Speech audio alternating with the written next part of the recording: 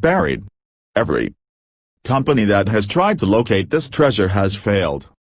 Along with the supposed visits of Prince Madoc of Wales and St. Brendan of Ireland, Prince Henry the Navigator's trip to the New World with the Zano brothers makes it one of numerous European pre-Columbian voyages. The Zano map, along with those called by Viking travelers, may have even helped Columbus make his way across the Atlantic. Recently, a UFO contactee in Canada who calls himself Only Guardian speculated wildly about some Brotherhood of the Grail being operative there for centuries. Geographically speaking, there are in fact 2 oak islands, surrounding a central river, at the confluence of which is a mysterious ruin, which appears to be a fortress or old castle.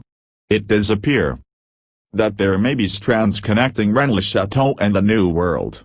Ultimately, the Rosicrucian ideas behind the American experiment, as documented by Manly Palmer Hall, may have deeper Arcadian roots.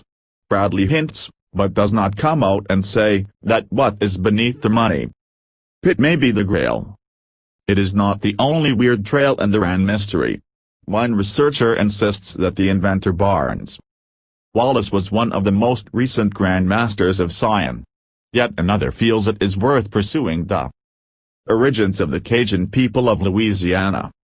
Others have even found connections to the so-called Baconian theory, which suggests that Sir Francis Bacon authored Shakespeare's plays. Bacon's works suggest Rosicrucian experiment taking place in the New World. Fanthorpe seems to believe that ultimately Rennes Chateau may be a doorway onto the invisible dash, a gateway to other dimensions, through the Emerald Tablet, which he speculates may have been a tesseract, 3-dimensional representation of a 4-dimensional figure. Other theories Lincoln and his co-authors fashion a theory that Christ had descendants who legged it to the south of France, where they intermarried with the royal Franks to found what eventually became the mystical Merovingian dynasty. Ergo, the real mission of the Templars and Priory of Sion, to safeguard not just the treasure of the Crusades, but to preserve the Grail, which appeared in medieval texts as Sangreal or Sangreal, and which Lincoln et al. Translated to mean Sangreal, or royal blood. In other words, the dynastic legacy of Christ, literally. The Merovingians were considered in their day to be quasi-mystical warrior kings vested with supernatural powers. The Merovingians traced their ancestry back to the Benjamites who, according to legend, has fled from Israel to Arcadia and Greece. Pierre Plantard de Saint Clair was, apparently, the source behind much of the recent literature devoted to the hill town and its enigmatic priest. Shepherded to Paris's Bibliothèque Nationale, our trio of historical investigators discovered their genealogy purporting to link Pierre Plantard to King Dagobert II and the Merovingian dynasty. Throughout these dossiers, secrets at Paris's National Library were tantalizing historical references to a mysterious and ancient secret society called Priory of Sion, or Priory of Sion. Lincoln and Company checked with the French authorities and discovered that there was indeed a contemporary organization calling itself Priory of Sion. And who do you think was registered as the group's Secretary-General but none other than Pierre Plantard? The earliest roots of the Priory of Sion are in some sort of Hermetic or Gnostic society led by a man named Ormus. This individual is said to have reconciled paganism and Christianity. The story of Sion only comes into focus in the Middle Ages.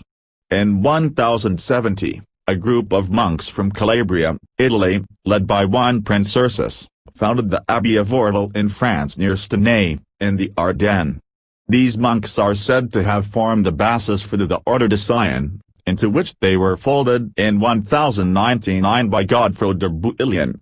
The Order of Sion was founded in the 1090s by Godefroy de Bouillon, one of the leaders of the First Crusade who had recaptured Jerusalem.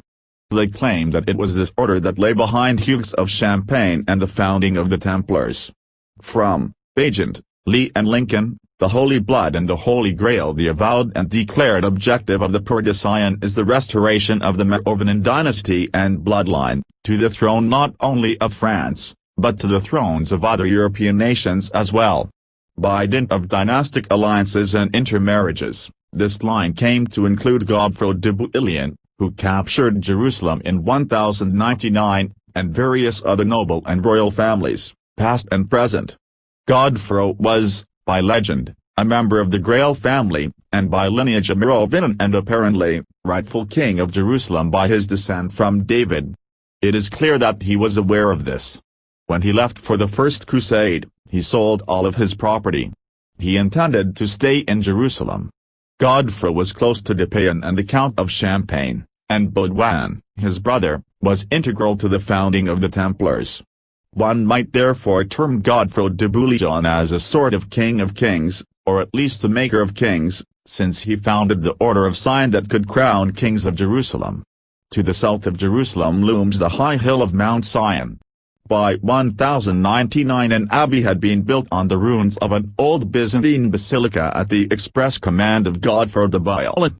According to one chronicler, writing in 1172, it was extremely well fortified, with its own walls, towers and battlements. And this structure was called the Abbey of Notre Dame du Montana de Sion. In 1979, M. Plantard had said to us, quite categorically, that the Priory was in possession of the treasure of the Temple of Jerusalem, plundered by the Romans during the revolt of AD 66 and subsequently carried to the south of France, in the vicinity of Rennes. The treasure, M. Plantard stated, would be returned to Israel when the time is right. At some point, according to Lincoln et al., the treasure had passed from the Merovingians to the Priory of Sion. Greater than Templars took the treasure from the Holy Land to the French Cathars, who, on the eve of their destruction by the Church, squirreled the lucre away in the Pyrenees.